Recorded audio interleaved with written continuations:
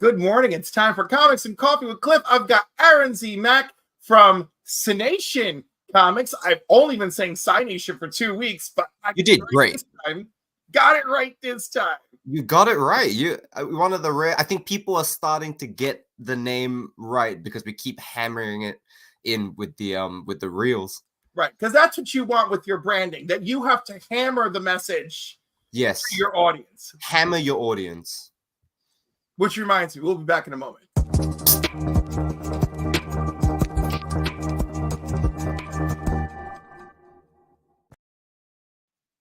I'm so glad you have one of those. Oh my God, don't you love it? I absolutely love it. It's 10 it is 10 a.m. Motherfuckers, we gonna do this. Meanwhile, over here in the sunny land of Australia, it is 1 a.m. and I think I told Cliff I've pounded 1 cup of coffee and I'm on to the second pounding. So it's a nice delirious time. It's a nice time. I love all of it. I just think it's a magical time. It's a magical time. So normally I just get all crazy and I'm like, tell me about you and how you started collecting. So like, do that, but make it quick. Do that, but make it quick. All right.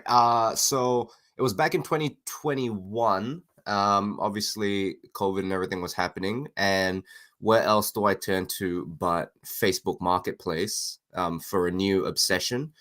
Funny story. So I had to everything you see up on my walls right now was actually for a purely utilitarian. The previous tenants had like put shit up on the wall and then just ripped it off. So there were these empty gashes. And I'm like, I want to put something up. I like comics, so how about I buy some comics and frame it up? And the first lot of comics I got, the very first one was Spawn issue 5, because my brother loves Spawn. He told me about it, and I was like, yeah, I'll pick this up. Some guy was flogging it on Facebook Marketplace, and then I read it, and then that kind of opened up a can of worms, because I was like, oh my God, comics. Like, I didn't know comics could be like this and be so cool. And then it just kind of, the addiction escalated from there. I got real deep into the Facebook buying and selling groups, and oh boy, it became it was just like packages coming in the mail over and over. Well, I do love packages being delivered, that's for sure. Packages coming.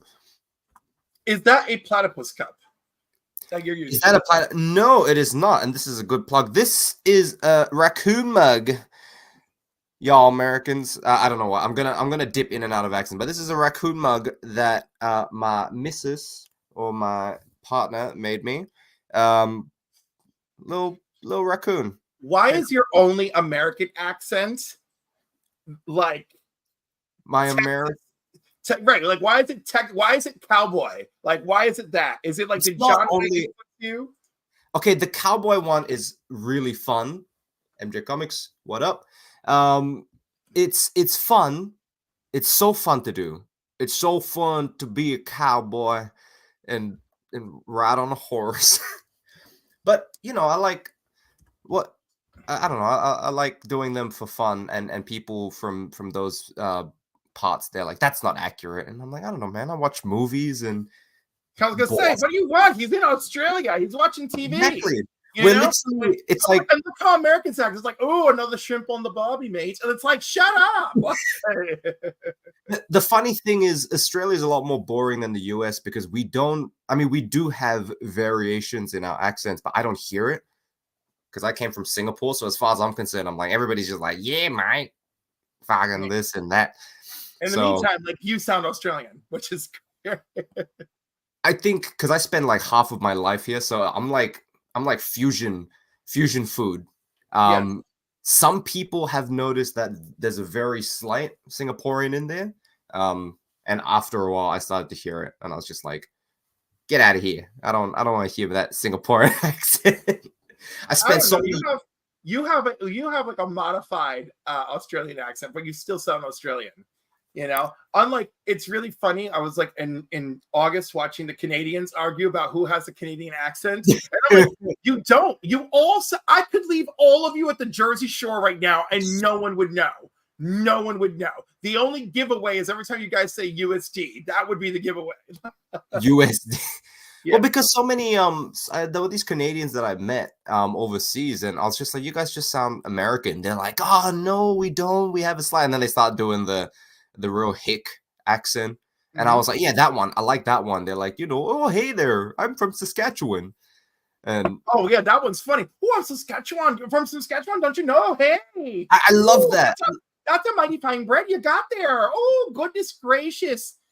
Marty's down at the Hillary Billery right now. Hillary Billery. I don't even know what the fuck I'm saying. The Piggly Wiggly. We're going down to the Piggly Wiggly, honey. To me, the really hick Canadian accent is like equivalent to the Welsh accent. They're like the cartoon accents of the world. And Welsh people and Canadians are going to be like, oh, hey, you can't say that. Yeah, I know. But there's like when I connect with Canadians who sound Australian, and then I'm really bothered. I'm like, why? What is this? Where'd this come from?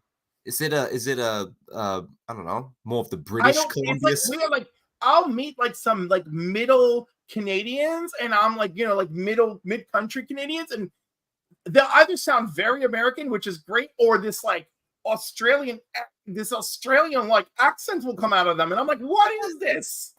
Maybe it's just like a weird.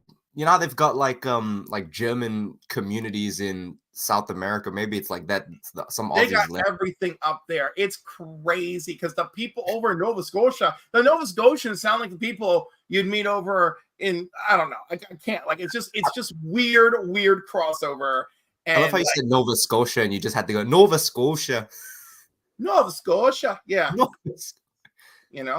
And then like my Uncle Clifford, who born and raised in Ottawa, yet has a wildly different accent from the female members of my family. So he's like, oh yeah, we're going down to Curling Avenue, don't you know? Curling. I'm like, you mean Carling Avenue? Yeah, Curling. And I'm like, oh my God. You're like, did you have the new Timmy holes with the Timbit stuffed inside? Oh, it's great, don't you know? Yay, right? I'm like, oh my God. Such a caricature. Like, you'd think this has to be a character in something. Right? It's not a Family Guy. Oh my God. Mark from Legit Comics, thank you for stopping in. I hope everything's going well down there. Yes. Stay safe, dude. Like, please, like, I'm like, now, so now I've got friends in North Carolina, Georgia, and Sarasota where I'm like, are you okay? Like, it's everything close to all right. Everyone's alive. Okay. Like, I'm just like, it's been really rough. I have my mom and I have my mother in a prayer circle every night, Yeah. It's good when you can sort of make friends from, everywhere. But then, suddenly you're just like, oh, I'm worried about everything now and everyone and everywhere. I'm going to share something really terrible. So like yesterday, after where I was like, I'm like, okay, like everyone I know, like they're alive, like maybe they're struggling a little bit, but they're alive. They're going to get through it, like, and I told, and my mom calls me and I'm like, yesterday afternoon, I'm like, hey, what's up? I thought like, oh, maybe she's just checking in. And she's like, no, she's like, you got to say a prayer for your nephew. His school bus flipped over, and I'm like, oh my God. I was like, there's nothing going on here. I was like, so because there's nothing going on here, my nephew's school bus had to flip over. So I'm panicked. I'm trying to find the local news at work. And then like my coworkers are like, what's wrong? And one of my coworkers, we live in the same town. And she's like, oh my God, did you hear that school bus flipped? And I was like, oh my God. So the two of us are on the computer. And we're like, oh my God. Like, and of course the kids are all right. Thank God. My nephew doesn't have anything broken. They immediately took all the kids, to be surveilled. But like in the meantime, like my brother, like so paranoid, like called my mother to have her start praying. And it's like, I'm getting on a plane now because he didn't know how his son was doing, but he just wanted to be here immediately. But I'm very grateful. He has like, to my knowledge, it's just a couple of bruises. So that's it. Yeah. That's good. I mean, good in the end that he was all right. Yeah, no, the other kids are all fine, thank God. But like that's some scary random news, Yeah, because there's no wider external thing. Yeah. I hope things get better quickly for you.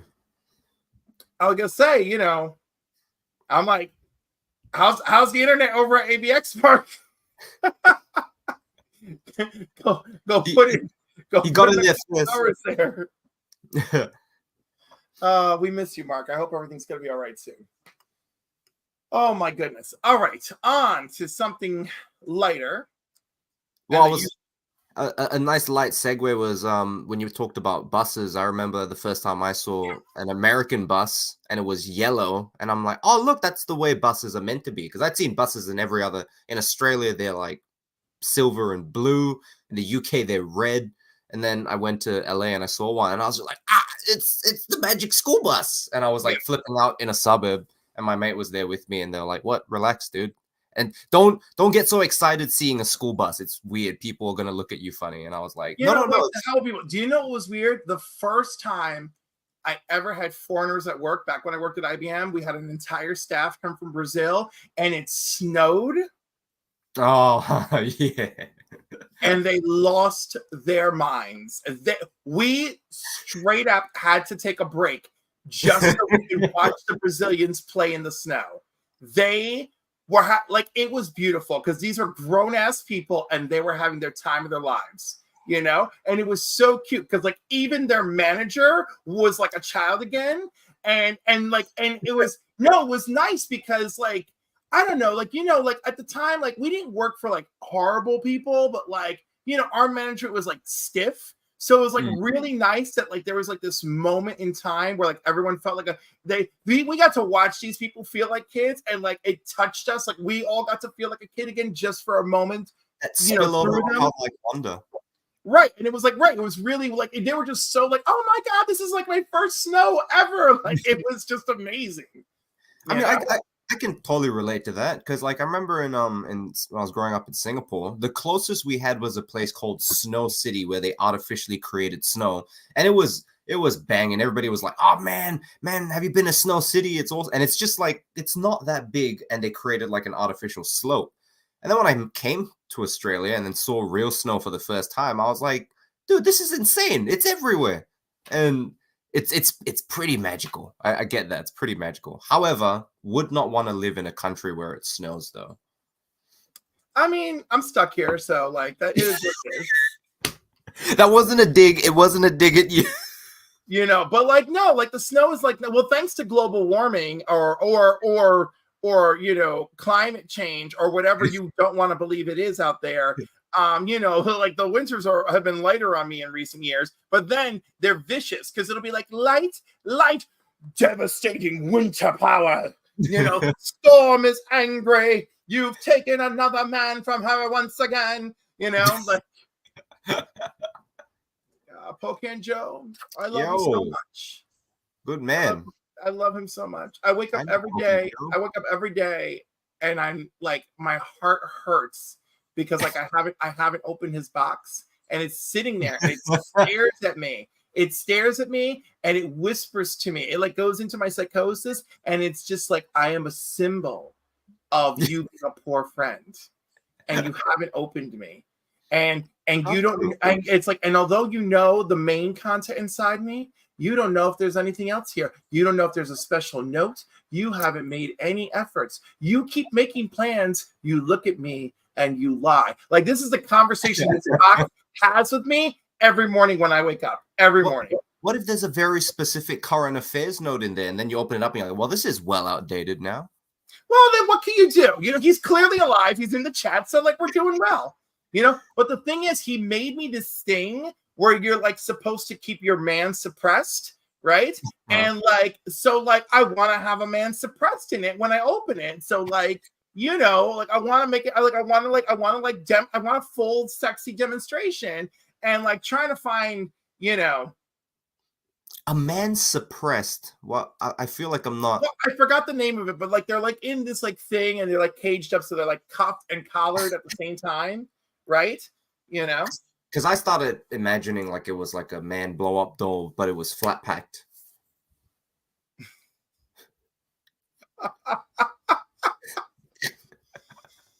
Oh, the good old Ice Age. We're gonna miss it. Listen, I would love to watch Brother John and Mark go at it for decades.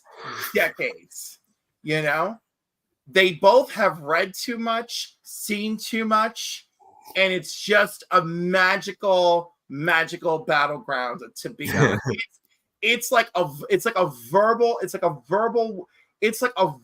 execution of like Thor versus Hercules, and I absolutely love it. You like the backseat and just popcorn that shit. It's great. Like if I can't have big sexy godmen battling it out, then two educated kind of thoughtful combatants really going at it is really the second best for me. I mean, I'm lying. I'm really paraphrasing my feelings, but like still. So I see Christina's already posting all the wonderful things for you. So let me share a screen. Sharing the screen, if I can do it. By the way, Aaron, you're my first guest with me being able to have super chats. Woo! Amazing. So congratulations on that. What an honor. Woo! Thank you for pulling that up. It's amazing. Yeah. Gods among, and speaking of gods battling, gods among men. Share with us. Well, it unfortunately does not feature Thor and Hercules thugging it out. That's okay. It's got no. It's a true crime with no blood. I mean, technically, but it's a we're approaching a crime genre from almost from a more business, a more grounded perspective, because it works off a true story. Describe it as a narco noir. We've got a character who's really sort of relatable, like a small business owner is trying to make his way in the world, trying to do things by the rules. He struggles, and then an opportunity presents itself for him to take on a more illicit approach. More illicit. Ooh. Well, sorry, and a straight up illicit approach. Okay. Oh, instead of like a gently illicit approach, like sneaky, it's just like we're going all in. Well, he starts out with a gentle illicit, you know. There is a bit of a play with the idea of the gateway. You know, if I can allude to that. Yeah. But yeah, like this is it's a story, and this is the serious, you know, obviously my online persona is a lot more comedic and over the top, but that's where in the writing Mac Bros, my brother Josh is like the yin or the yang, the yin, which is the dark side, and I'm kind of the yang. So I think we balance each other out to bring you this story. It's a bit more serious with a bit of levity. Well, I like that. Oh, John, thank you so much. I appreciate that. My first super chat. What a legend. You know what? I guess I have something to celebrate a super chat.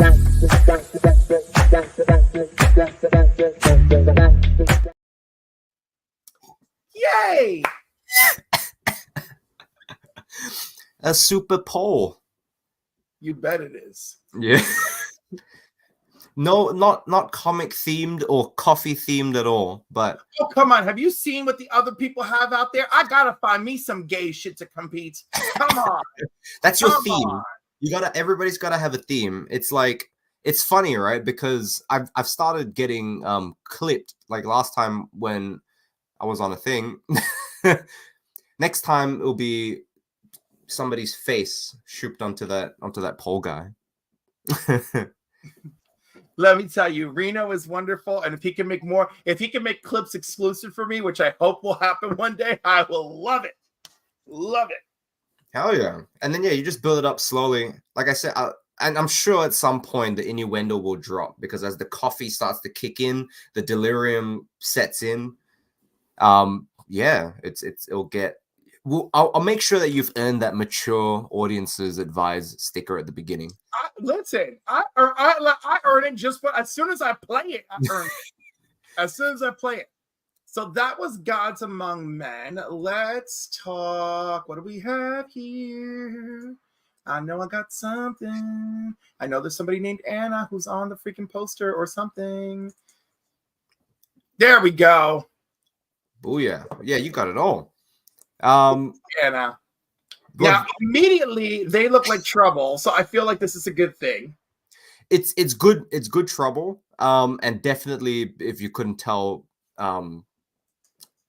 yes, thank you, Poke and Joe. Yeah, Poke and Joe did a review of Gods Among Men, so you'll know that that's a very different dark side as compared to this. This is like it's more fun.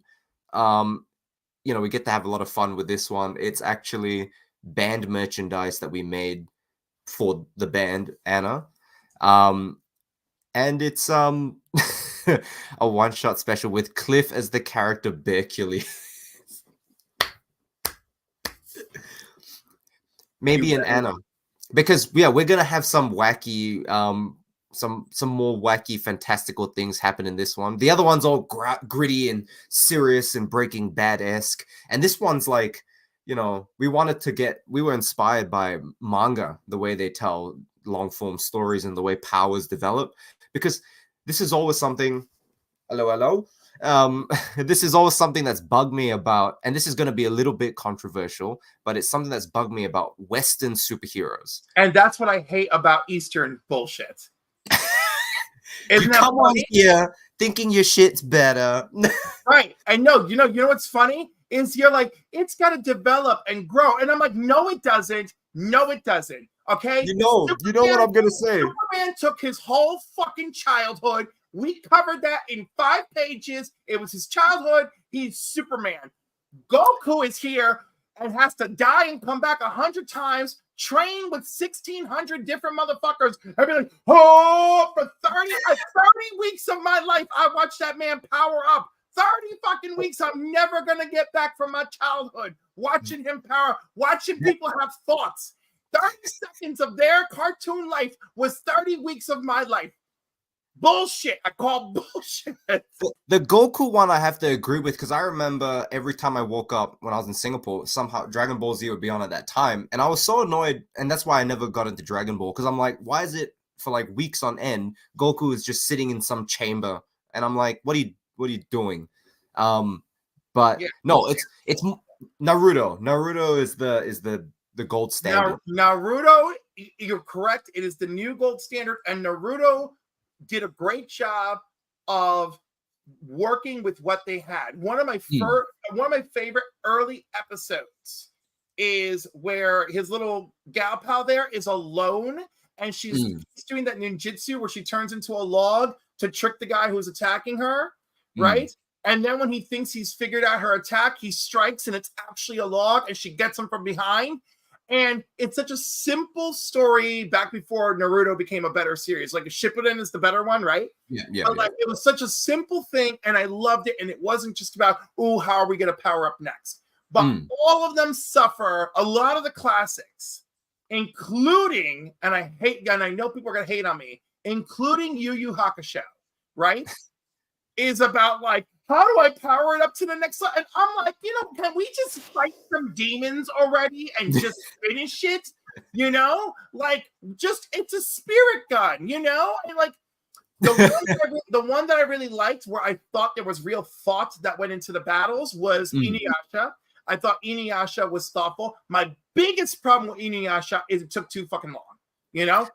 That's a big like. When I've got friends telling me, they're like, "Oh, you should get into One Piece," and I'm like, "Dude, there's too many episodes for me to start." You know what? My friend did it. It took him 3 months, and he loves it. And now he talks about it like he's a preacher of One Piece. And the thing is, it's like, but One Piece is like a lot of fun and a lot of things going on. And again, it's certainly not always about powering up, right? Like there's about like thought and teamwork and initiative and luck. Luck is in there too. So like, I get that. But yeah, this stuff we're like, let's draw out how they like reach new heights in their power. I mean, because there's got to be a limit, and also people like a challenge. this is when this is. Oh my god, I'm on a tirade. I'm sorry, but this is here's a controversial statement. But have you watched it? Because it's really fucking good. I have not seen it. Here's the thing, really right? Good. When I say manga inspired, we're pretty much mostly referring to Naruto because we're not drawing from a massive pool of all the other. Aaron, you don't have to explain. I know that I left this conversation in the dust. I know you were back there at Naruto. I know that I took off. Like Superman, you just went chung. You know. Now, of course, I'm not sure Terminator Zero is greater than all other anime, but it is damn good. I will tell you that. And yes, the One Piece live action is amazing. Yes. It's always, see, that's the thing, right? Is like I'm not a manga weeb 100%, but neither am I. Like I do enjoy a lot from Western, and when I say Western superheroes, that makes me sound super Eastern. But I love the art of Western comics. I'm not crazy about manga art style. I think there are some good ones, some exceptions, but in general, so that's kind of that shaped, I guess. Some of them are very light, and like there'll be like some action, and you're like, yay! And like you got 10 pages of action for your $9.99. I just can't deal with the I need color. No color really hurts me. I do too. In my bedroom, it says "Taste the Rainbow." You ain't talking about Skittles. No, but I love their slogan. Is that Skittles slogan? Taste the Rainbow? Yes, it is. Because and not only do I love it, but when I was at SUNY Albany and we would do like LGBA, lesbian, gay, bisexual alliance stuff, I always had Skittles for fundraisers. Always bring a box of Skittles from freaking Sam's Club and be like, all right, let's do it. And you're like, is this a little too on the nose? I'm like, I give zero shits that it's too on the nose for doing it. And I love Skittles. I did. You know that they're all the same flavor? It's just all in our mind that they taste different. Is that the same thing with like M&Ms and stuff? Well, M&Ms, they're just chocolate and sugar, yeah. Yeah, I mean, this is how you get kids to form factions and have playground gang fights. I mean, sure. I mean, I don't know. Factions are good as long as they're under your product, basically. When people are like, "Oh, I'm Team Sasuke," and they're like, "Oh no, I'm Team Naruto," and you're like, "You're all Team Naruto." Right? Exactly. You should all be. Exactly. Factions are good. But yeah, look, long story short, this was built off the band. It's band merchandise. We sell it at the shows, and issue 1 is coming out in January 2025. Launching it during our European tour, because in 2 months we're leaving the nice, warm, sunny Christmas in Australia, and we're heading over to freaking the nice, icy, snowy, cold winter of Europe. All of Europe?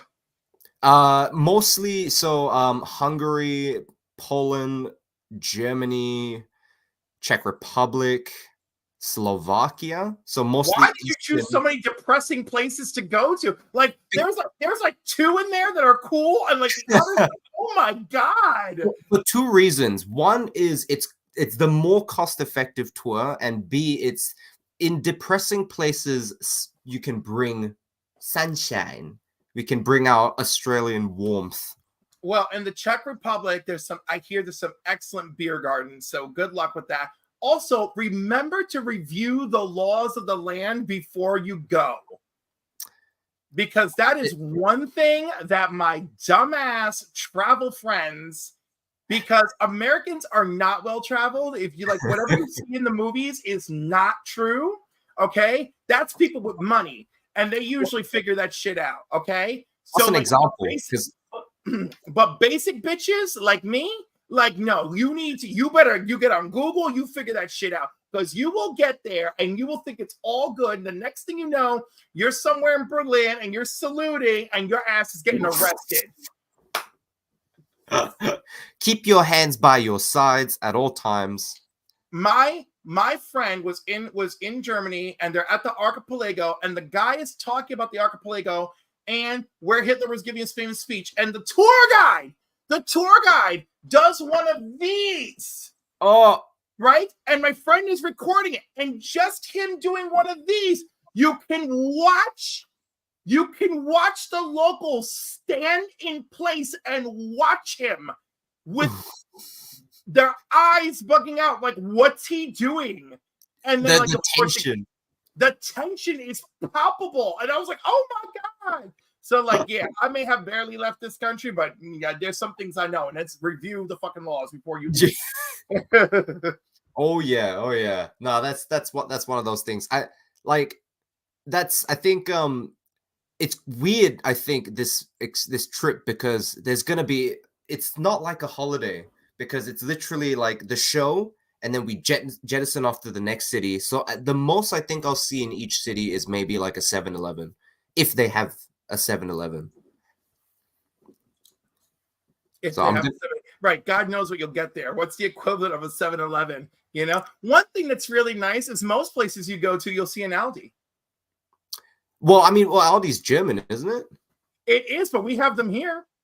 Yeah, because we've got Aldi, and my friend was just like, it's German. I thought it was Aussie. And I'm like, they're just that good at integrating. They're very good. Especially that brother. I think he might. So there's two brothers, and they created Aldi Nord and Aldi Sud, right? And then the one brother, the Aldi Nord dude, he came here and created, I think, Trader Joe's, right? And the other dude is like, why would you do that when we already have a fantastic brand and we do our own shit? I'm going to go over there, and I'm going to make it just like our market, and it's just going to be Aldi. So I think I like that brother better, but I feel like the more I look into rich people, the more I'm devastated. But that's okay. Yeah, I didn't know Trader Joe's was part of Aldi because that seems like to me that's such like an American staple, like in pop culture when people talk about Trader Joe's. Yeah, exactly. But I'm pretty sure. Yeah, I'm pretty sure. Yeah. 1979, the Aldi Nord guy came over here and was like, yeah, let's do Trader Joe's. Americans love this. We're going to integrate. In the meantime, Aldi Sud, the other brother, is like, yeah, I'm going to Iowa and I'm going to open an Aldi. He was proud, you know. He wanted to maintain that brand integrity. No, he did. So good on him. But yeah, that's like a whole thing. And I think it's a great story. All right. So Anna, so from what you're telling me, so like this is your version of Gem and the holograms, and except you replace the holograms with dudes, and these are the Gem and the holograms. I'm sorry, do you not know Gem? I don't know Gem, and I don't know the holograms. Yeah, that's her group. Her musical group is the holograms. No, I don't. I know Josie and the Pussycats.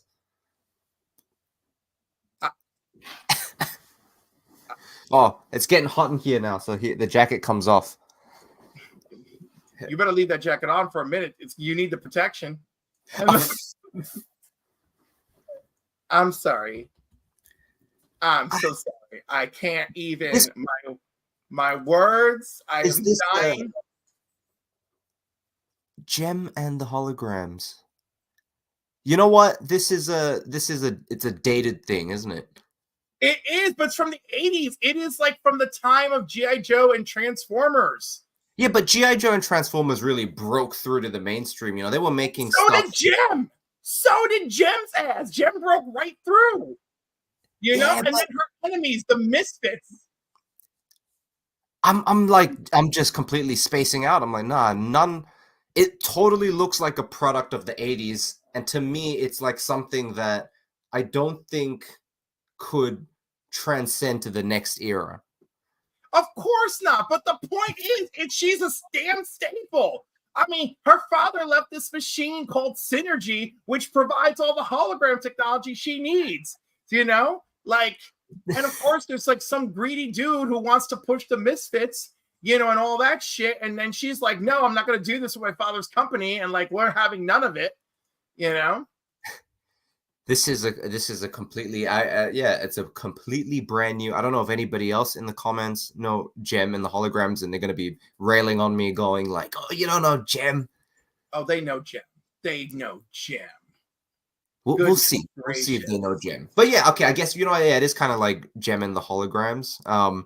But it's an interdimensional goddess who finds the greatest champions the world has to offer.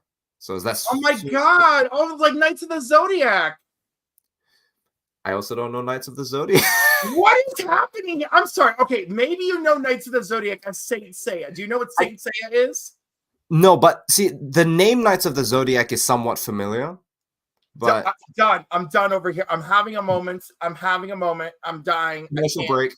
Cut the commercial break. Oh my god. Oh my lord. Oh, this is like I can't. I'm the worst when it comes to like there's these other obscure references I do get, and then there's all the other stuff that I don't get. Blame it on the fact that I'm from Australia and Asia. Sure, whatever. Well, this is anime. Yes. Okay, so you can't say Zodiac, or sorry, Saint Seiya. Wait. Hold on, I know this guy. Yeah, you do. That's like Japanese power. Well, Power Rangers is Japanese. It's kind of like, but this is not Power Rangers. Athena is afraid she's going to destroy the world, or it is potentially could destroy the world, and she needs her guardians to help her. All right, and that's where Saint Seiya comes in, and it's amazing. And like that's the possibly gay one. We don't really talk about it. He's pink is just his color of choice. I know, but there's a couple episodes where his weapons are two balls. His weapons are chains. Balls on chains. I'm just saying. All right. They knew what they were doing. They knew what they were doing. Like, look at this. This was great. That's pretty cool, though. I'm digging the I like that dragon. Me too. There's Athena. Like, I just love it. Yeah. Like, my goodness. I'm so love that I'm here to provide you this education. So yeah, it's like what was it? Knights of the Zodiac. It's not like Knights of the Zodiac. So were they already a band when she chose them, or like she brought them together? She brought them together, and we're trying to meld reality with fiction, where we said that in order to disguise themselves in the world, the best is to do it in plain sight as the band. So the idea is that when you come and see the live show, you're seeing the band in their sort of persona, in what they show the public, and behind the scenes they're off doing missions. Because issue 1 that drops start of next year is gonna actually expand into their first mission and the first mystery of the whole the first arc. I love it. Oh, it was like I love of the two books you've described. This is the one that appeals directly to me. So that's good. That's good, right? Because they're two very different books. So you either are somebody who likes them both, or you like either camp. But either way, we've got something, that'll tickle your fancy. I mean, that's like me versus pansexuals and bisexuals. It's just all a little bit different. It doesn't matter whichever camp you like, or maybe you like both camps, but either way, you're camp. That is very good. Very good. So, also, it's got cats in it, and I've been the kitties are in it. Oh, the kitties. And I'm freaking loving this when I'm getting the production pages from our artists, because the kitties talk and they have powers, which you get. Oh my god, how Sailor Moon! You know what Sailor Moon is, right? Okay, I know what Sailor Moon is. Oh my god! I'm at least sufficiently cultured to a degree. Right. I mean, freaking who doesn't love cats? And when I saw the pages, I'm like, dude, this is gonna be great. It is. I love how like you have the Cynation pinned video where it's like our brand is built on blood and sweat, and it's you know, with your delts and your biceps is like, you know, the promo picture. that was so that one in the thumbnail, that's my brother. Oh wait, oh that's Aaron. Oh, I'm so sorry. Oh no, that's Josh. What am I saying? It's Josh. Yeah. Oh, we're not. oh. See, the funny thing is, we used to both have blonde hair, and people will keep asking us if we're twins. But he's the older brother, so he loves getting that question. And I'm just there, kind of going like, nah, it's because I look mature. And he's like, no, it's not. He's like, I look young. You can like pick up the young one. I mean, you can turn this around all day. Well, you know, like I still subscribe to the theory that it's my maturity. But no, see that one was like in a way very off-brand for us because we'd done so much like comedic jokey shit, and that was like a thing where it's like, all right, let's actually get serious for real for a moment, just to kind of address the elephant in the room. That's like, you know, like we are independent and we are working to make ends meet, and it is a backbreaking job. Like in Australia, doing removals, like it can pay decently well, but man, I tell you, it's a freaking lifting furniture and shit constantly. There's some insane shit that rich people have, like tables that just should not be made of stone and wood and quartz. Oh, I've had to do a table that was multiple layers of glass, so it's fragile, it's heavy, and the clients there watching you, and yeah, so that was, it's like you know, we thought that was a good direction to just sort of address, because it's like, you know, it's like, let's be for real for a sec. Is that like, you know, no one's just having fun in games and creating endlessly with no limitations.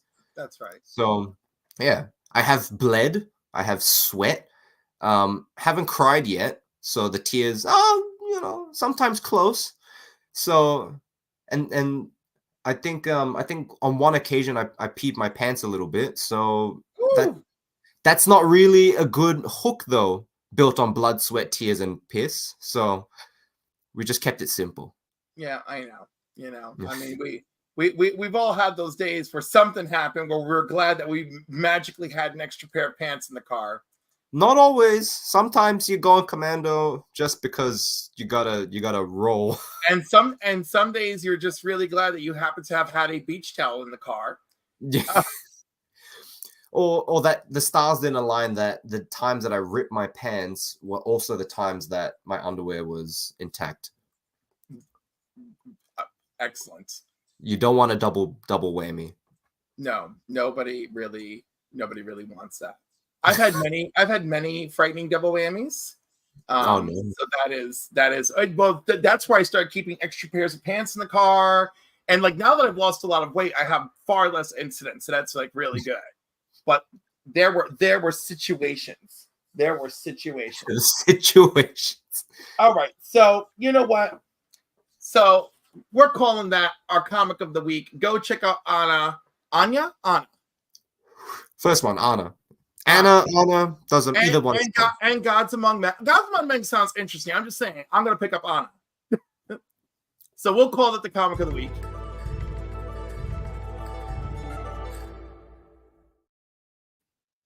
And then we're going to have to move into some BussyBuster action.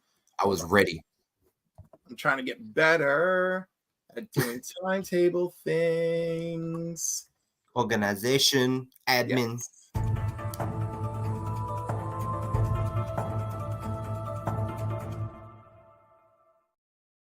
There we go. Like that it's a peach. Right, because boy pussy. So it's 10 a.m., folks. I hope you took your kids out of the room. It's 2 a.m., so it's very appropriate now. Yeah, it's very appropriate for Australia. Yeah. I'm very proud that I'm the only 10 a.m. YouTube show that I know that's like, yo, this is adult. Get out of the way. So I got a fresh BussyBuster for this week. Ooh. And that's this lovely And of course, because it's only 8.0, I paid pennies on the dollar, but it looks great and it's going to look cute as a collectible. Oh, nice. Oh, number one in the series. Yes. And I believe this is from the original limited series. I Yeah, think that from the first issue of limited. unlimited series. This is from the full series. Oh, wait, volume 2 then. I wish it would say. You know, this is one thing that upsets me with CGC. They are not consistent with the labels. Like, I've got labels that give you detailed information about a book, and then I've got labels like this where, like, well, it's Punisher #1 from '87, so yeah. Do the math yourself. Right? And it's just like, you know, and then I get stuff where it's like, oh, wow.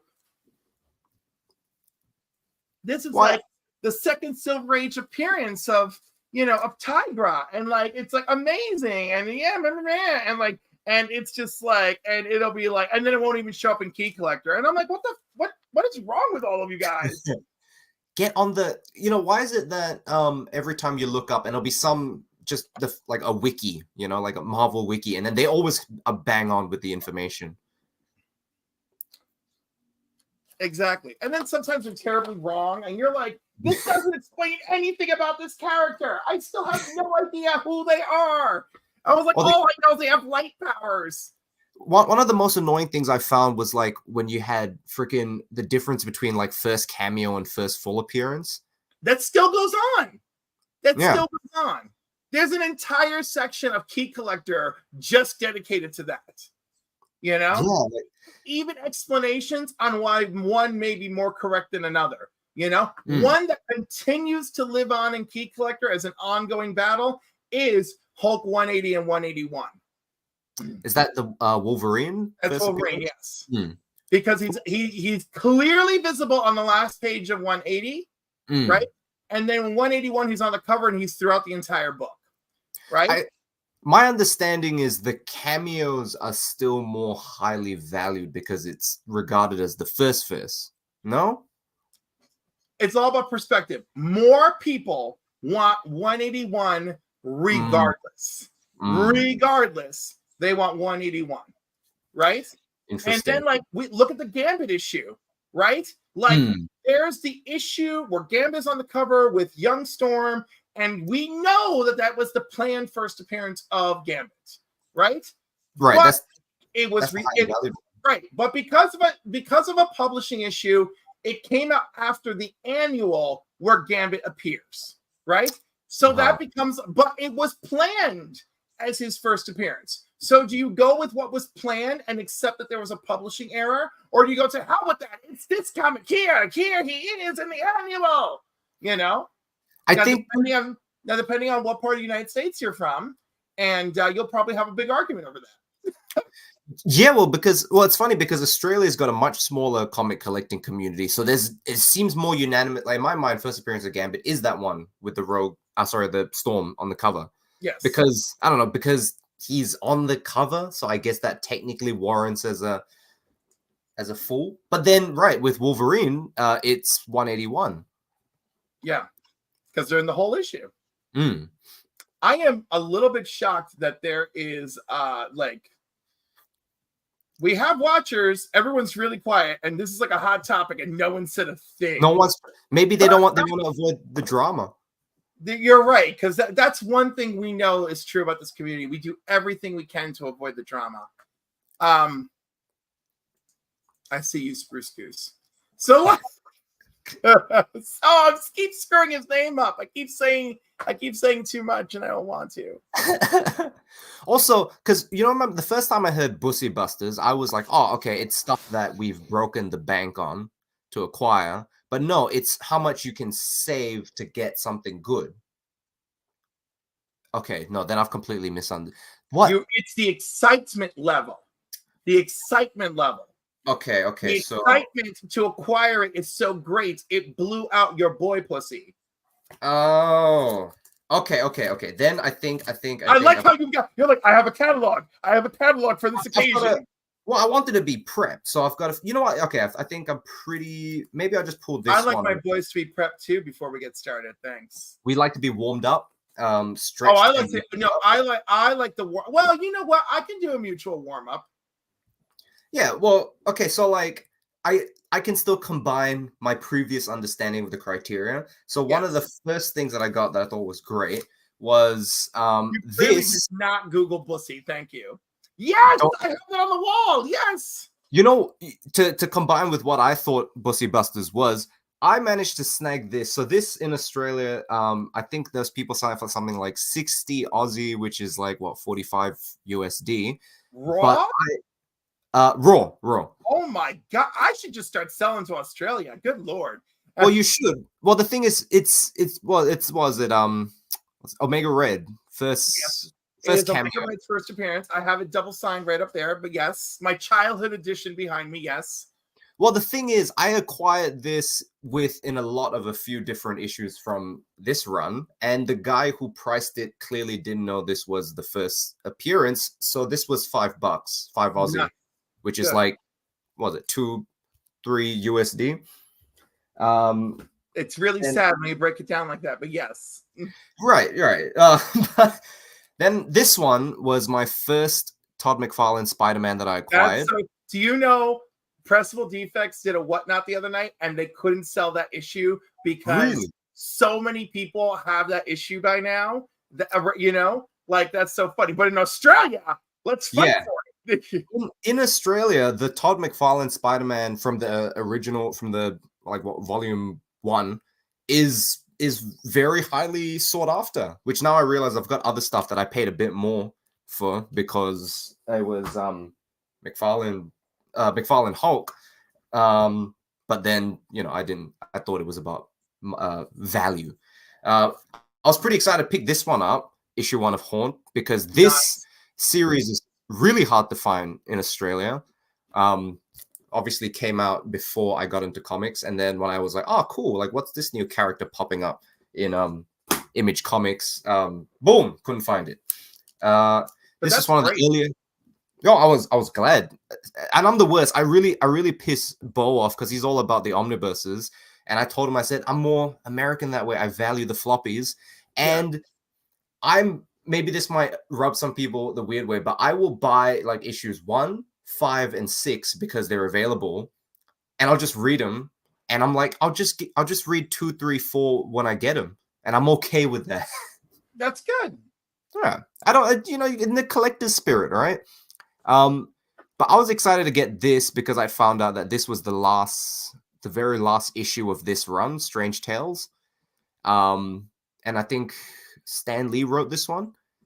So I was just like, okay, it's pretty cool. It's got Dormammu laying on his back, but then Strange is taking it from behind.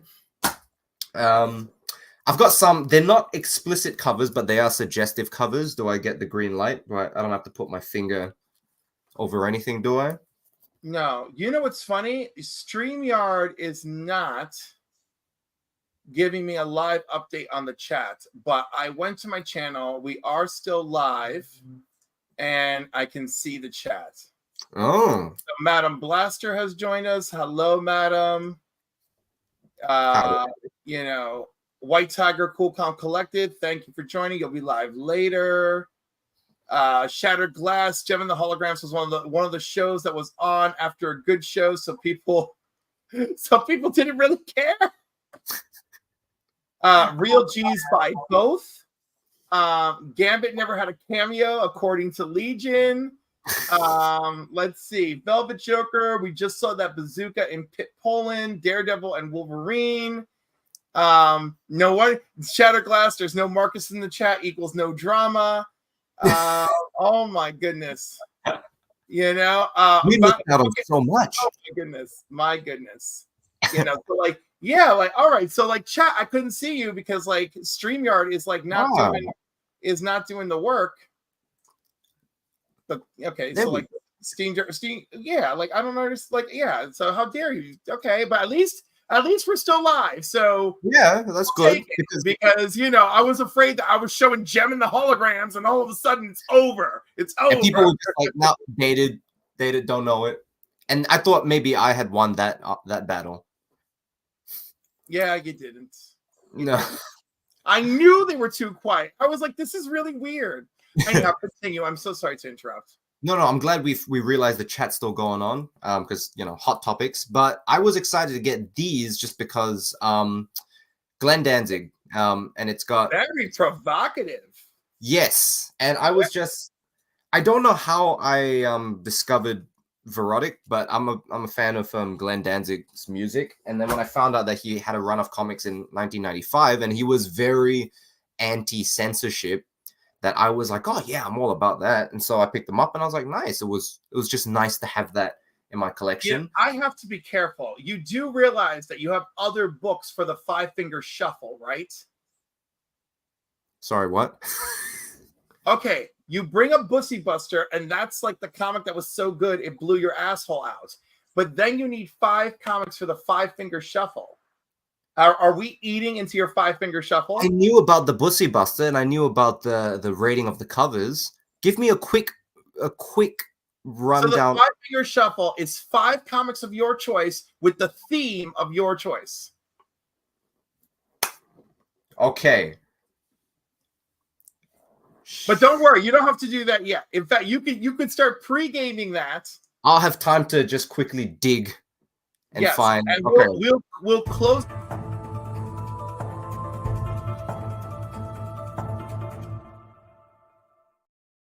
And we'll transition into rated or hated.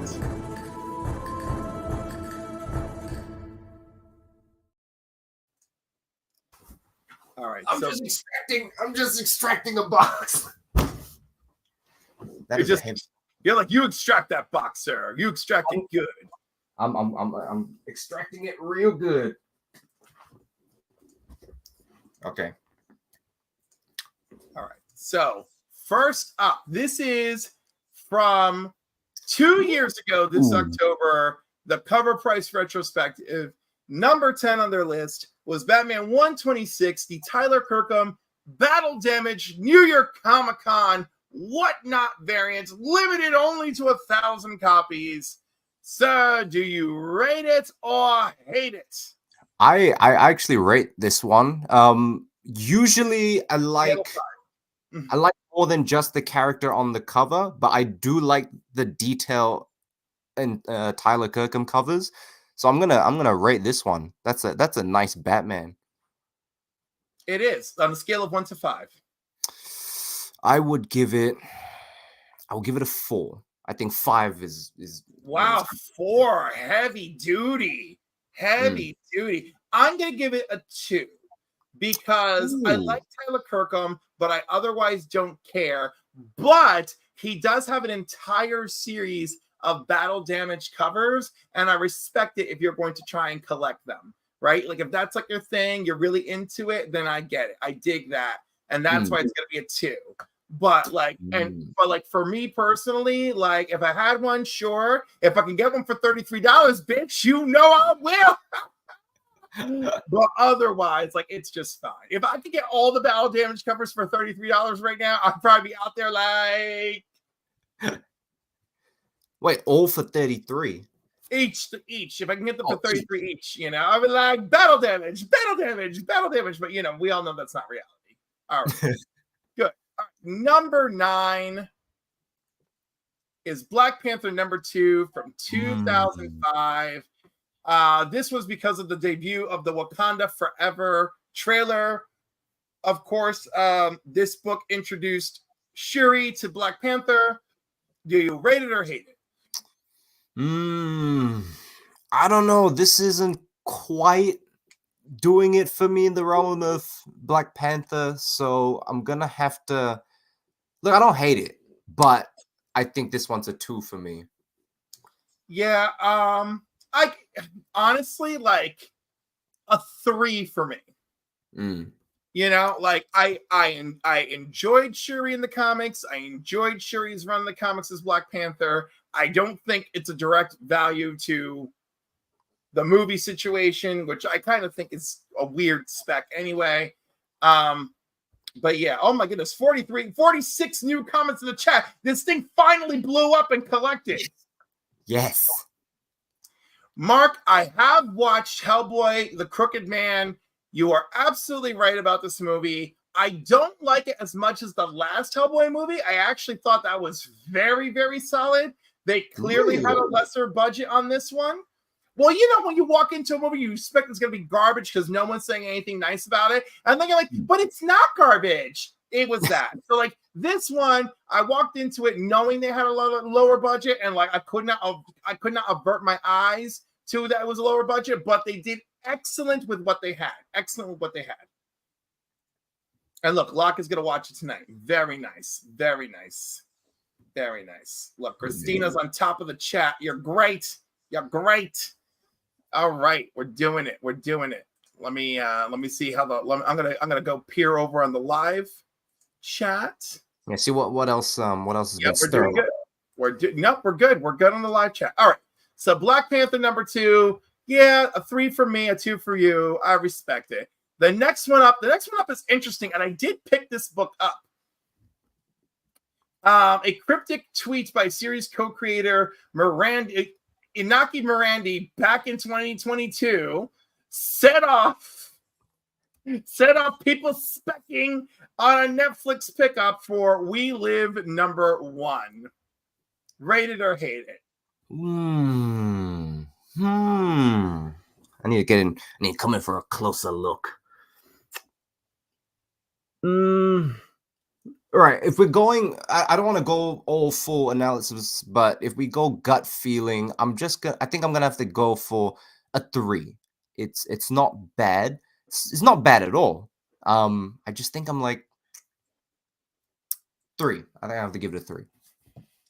I'm giving it a 3 as well. I remember I picked it up. I actually kind of liked it, and then of course Aftershock like had some bad business dealings, and then out the window it went. Gone.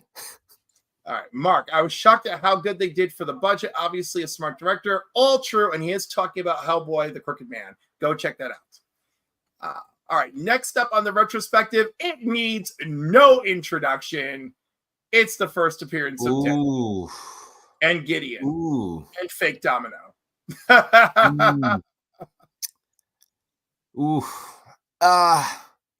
You know, maybe it's because I'm not the crazy about the Liefeld. I think I have to give this a 2. I know it's a significant issue, a very highly sought after. But man, I don't know. I think I have to give it a 2. Yeah, it's a 4 for me. Because it is what it is. Although I'm not super crazy about Liefeld, but like I know what it is. We all know what it is. You know, is it a worthy pickup? Always. You know, like even though it's seen a little bit of a drop, like when it's still Deadpool's first appearance. You know, try to snatch it up if you can. All right, next up is one of oh my god, there's so many weird, strange appearances that come from the Spider-Verse, and it's Edge of Spider-Verse #5. The 1 in 25 spoiler variant featuring, I don't even know. There's 3 first appearances here in this book, and I can't even remember who each of them are, even though Spider Noir or whatever the hell this thing is supposed to be is there. Do we rate it or hate it? You know what's it's funny. One of the first things I noticed was what a massive value drop, but I weirdly want to give it a 3.5. Like it's weird, but I don't know. There's just something about it just pushed me into there. You know, I'm gonna give it a 2. I'm gonna give it a 2. You know, because I have that whole Edge of Spider-Verse run, and I feel like you know, it's like one of those things where the fountain is overflowing, but at the same time, you never know when that shit's gonna come around. But as Phil said, too many spiders. Too many spiders. That's why I was like, that spider. By the way, let us be clear. Too many Venoms. Do not forget that for every Spider-Verse, there is a Venomverse. All right? Edge of Venomverse, Edge of Spider-Verse, End of Venomverse, End of Spider-Verse. They are all day and all night. All day and all night. All right, next up. Ooh, the next one is interesting. The next one is Return of Marvel Star Wars Comics, continue to further stories and lore of the universe. One such introduction is the first appearance of the Dark Seekers and that is Dr. Aphra number 24. Do we rate it or hate it? I like that they're doing this sort of tilted. I think that's cool, but I think I still got to give this a 2. Yeah, I'm giving it a 2. By the way, like I get into like arguments with my Star Wars lover friends, and I'm like, they're just like they don't do anything. Like they show up, they cause a stir, and then they just fade off, and then you just end up picking. You can pick them up pretty cheap usually, you know. Well, it's got a decent price drop, but I just think I never collected any Star Wars comics. I just never and outside of Star Wars collectors, I don't think anyone actually does. Now, I think that, and the next number 4 on our list, no introduction needed, and I think you'll love it. Spawn number 1. Oh, okay. Well, here we go. Here's the thing, right? Love Spawn, clearly. I found this cover. It feels like definitely a nod to, was it Spider-Man issue 1? Yes. McFarlane's run. His series, yes. But I think because of that, I felt it a bit derivative, like Spawn is born under the shadow of Spider-Man. A little bit. So I'm gonna, because I love Spawn and it means so much, I still have to give it, I'll give it like a 3.8. Wow. This is like a classic. And I'm giving it a 4 because I do believe that this is comic book iconic. I cannot. This shit is iconic, so I'm giving it iconic. All right, iconic, legendary. It's not having a moment. Let's be clear, it hasn't had a moment in a while. Do not pay more than $129 for a 9.8. I don't give a damn who you are or where you are. There are 16,000 9.8s on the CGC census. Do not pay more than $129. Do not fall for it. I don't care what they tell you. Don't do it. And I'm sorry if they pay too much for it, but don't you do it. Especially when you can pick up a Raw for about $20 in many places. Don't fall for it, sweetheart. Do not do it. Now, unless you're in Australia. Again, situationally. But if you're an Australian who has American friends, you should try. All right. That said, of course, 4, it's iconic, it's legendary, and maybe one day it'll have the moment. All right. Moving on to the next one, just in time for the spooky season. In 2022, Francesco Francavilla and Scott Snyder paired up for Night of the Ghoul number 1. I know I have this issue somewhere. Great freaking little series here, and a great little adaptation of Francesco's work. Allegedly, they reported there would be some kind of theatrical or series adaptation, but here we are in limbo. Like the Spawn movie. Well, the Spawn movie has a lot of moving parts. But what do you think? Rate this or hate this? Look, and this could be, and I realize I've got a real big bias. I'm gonna rate it because it's just ticking all the dark boxes for me, and I like the more simple color palette. So I'm gonna give this like a 4.2. Ooh, spicy. Yeah, I put it on my wall. Like I like the good vibes. Good vibes for the horror wall. Yeah. I love how the gate also looks like a mouth, and also the spider. The spider legs peering through, the moon in the back. Yeah, it's all working for me. I give it a solid 3. I thought it was a good spooky read, and let's I kind of hope for more. So let's do that. All right, next up is a weird one. It made the list because it was a 1 per store thank you. And it had immediate success at the time it was released. Nope, it's only talking about the immediate success. It doesn't even talk about any of the details. I love when they do that. But that is Dark Ride number 1.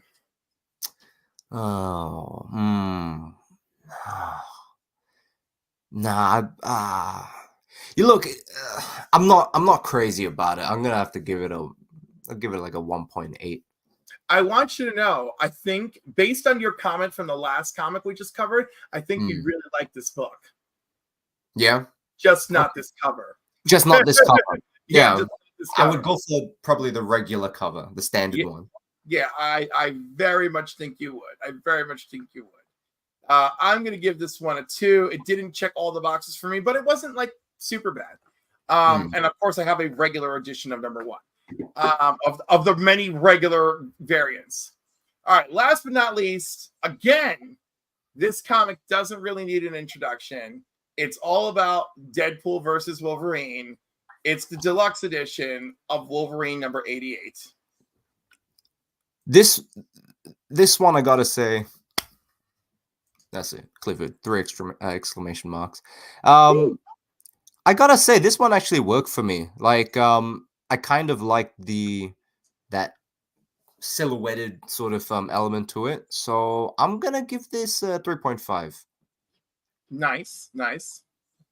You know, I am, you know, I'm done with stuff. I'm enjoying it. You know, it's iconic. It's had its moment. I'm gonna give it a solid 3. A solid 3. So, and that concludes. I wish I had probably this better. That concludes Rated or Hated.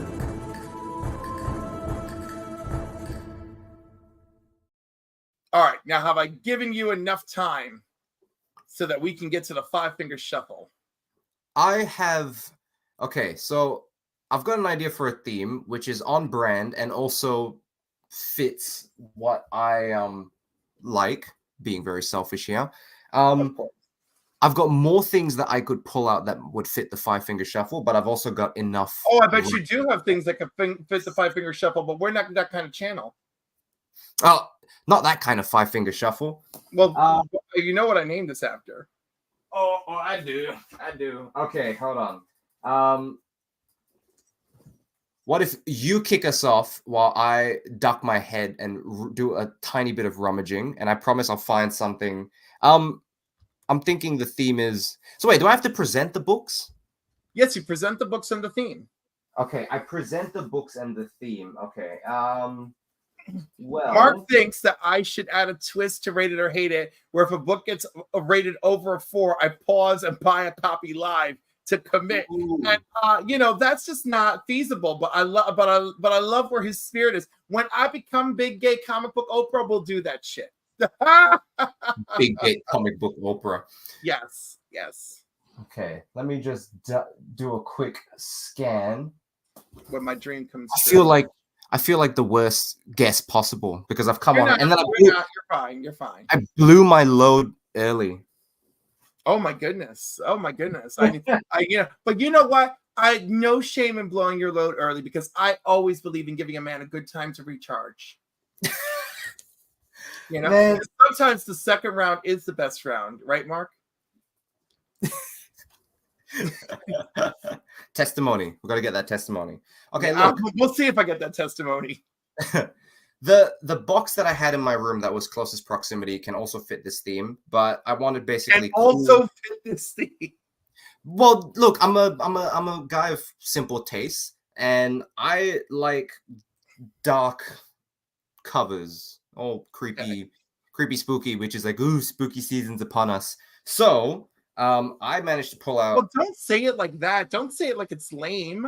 No, like, spooky season is upon us. It's good. I know, but it's just spooky season. Okay, no, spooky season is upon us. Spooky season. You know, we'll take it seriously. But I'll do this in order of least favorite to most favorite, I guess. I can't say that's my least favorite. All right, so obviously I keep a box of all my hardest to find spawns. I don't know if these are considered hard to find in the US, but in Australia, it's a pain in the ass. But a nice spooky season spawn. This was what? Simon Kudransky. I know when 246? 246, that is correct. This is considered hard to find, and everything here I've got is considered hard to find. It is considered difficult to find. Yeah, in the Yeah, US as well. you're right. It is a low print run. Typically, a raw for that book sells for $40 USD. Okay, well then I'm pretty happy I got it a pretty good deal. Yeah. But I'd like Kudransky's detail. I know some people found his interior art a bit jarring when he first came in, but you know, I like him. I like his stuff. Good man. Yeah. Good man, It's a Kudransky. great horror cover. It's a great horror cover. Oh my god, my Legion of Comics has confirmed. Second round is the best round. Second round is best round. Yeah, well, you know, when you've had a Gatorade and a nap. Oh my god. Okay, that's an Italian second round. Jesus. Okay. And a cigarette, you know, and then you're all set. Oh, now you're ruining. Why we got to bring a cigarette into this? Jesus, God, Classical. Lord. It's Go 80s. just pop a gummy already, and just we'll come back. We'll have a gum. Well, this is my other horror cover that I liked was, and again, it's like, yes, this is spooky Spawn season. When Philip Tan was on Spawn doing internals. The what? Which issue of Spawn is that? 161. Oh. So I think this was either just beginning his art run on it, and there was, what's his name? David Hine on writing. I wasn't crazy about where the story was going, but I was still very much into it. Great. I really liked Philip Tan's art, his run on this. So yeah, nice apocalyptic style cover. And you get the light on here in a good angle. But yes, that's number 2. Number 3 was also just something that I was very proud to acquire. Was, I believe this is first appearance of She-Spawn. And that's 127?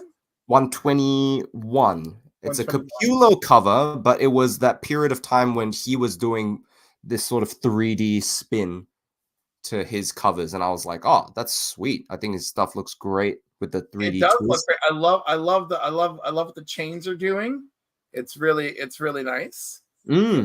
Which, when you look at it up close, I'm like, "Oh, it's not." You know, you can kind of see the detail in it, but just the overall vibe of it, I thought, "Oh, it was great." When he started doing a little bit of that. Now, my other 2 were actually ones that I prepared for before my BussyBusters. This one. Yes! This relevant. I'm glad that came up in the rated or hated. Very relevant. A bit sad it didn't hit the 9.8, but it's okay. I'm still happy. It's 9.6 and the signature do really make up a lot of it. I think so. I was and very. You got a custom label to really make it shine. I know. I had to. I was like, look, if I'm already gonna be spending, the comic itself only cost me something about like 20 Aussie because I got it in some kind of bundle. So yeah, when the opportunity came up to send this in, I was just like, heck yeah, dude. And the final one, which I managed to also win for $20 in a raffle, which I don't usually do, is this bad boy. The Crow. The Crow issue 1 with the McFarlane, I think it's a variant, or this was the cover he did for it, but apparently it was a very well sought after issue. In Australia, it's a real hottie. And I got it. So everybody who didn't get it can suck it. And that's my 5-finger shuffle. And when I come back, I promise that I'll have a better 5-finger. It'll be a 5-finger punch. Do you hear that, everybody? He's confident he'll come back. That's sweet.